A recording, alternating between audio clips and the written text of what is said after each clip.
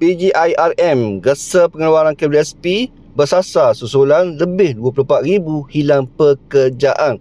Okey, Assalamualaikum, selamat menonton di channel Riz Suria TV Officer. Alhamdulillah.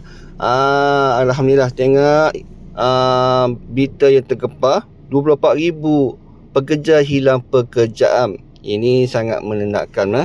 Okey, sini Amy akan membaca satu berita dipetik daripada media Tulus, Kuala Lumpur. 19 April 2026, Pertubuhan Gagasan Inovasi Rakyat Malaysia PGIRM mengesa kerajaan agar mempertimbangkan pelaksanaan pengeluaran KWSP secara bersasar dan berperingkat susulan laporan membimbangkan mengenai lebih 24,000 pekerja yang telah diberhentikan kerja akibat tekanan ekonomi semasa.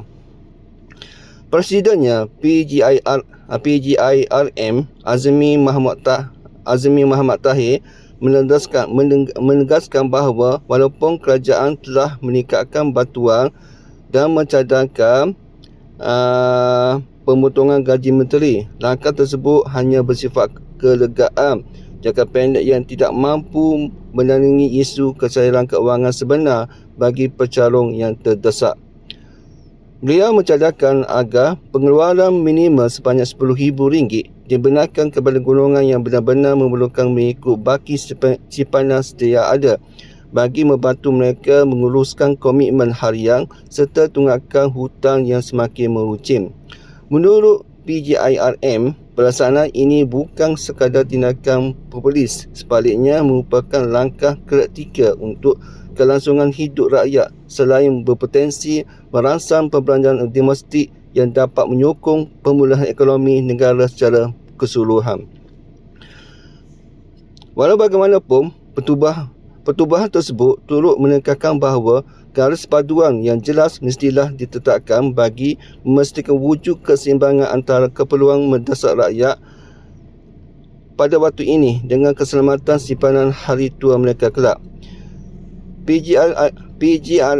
PGIRM komited untuk terus membawa suara pecarong ke peringkat berbuat dasar bagi memastikan satu pendekatan yang lebih menyeluruh dan realistik dapat dilaksanakan dalam mendepani mencabaran ketidaktentuan ekonomi global yang semakin mencabar.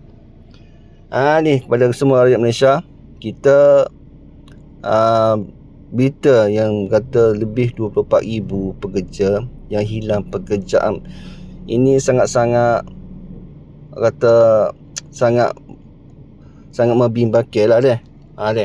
Sekarang ni masa untuk kita bagi menyuarakan kepada pihak KJL, paling kurangnya kita dapat buat tututan 10,000 pengeluaran bersasar KWSP. Tak kira lah ekor 1, ekor 2. Yang fleksibel tu mungkin kurang dah duit sebab setiap hari setiap bulan kita korek. Jadi pihak pertubuhan PGIRM ni gesa KJL supaya pengeluaran KWSP bersasar dilaksanakan secepat mungkin. Takut semakin parah lah, sebab dalam sekarang ni keadaan ekonomi yang tidak menentu. Jadi adik-adik kakak, apakah komen sahabat-sahabat dalam menentukan arah tuju pengeluaran kita ni secara bersasar? Ada kakak, jangan lupa subscribe, komen, like dan share. Semoga dia manfaat untuk anda. Okey, kita jumpa lagi di video seterusnya. Assalamualaikum warahmatullahi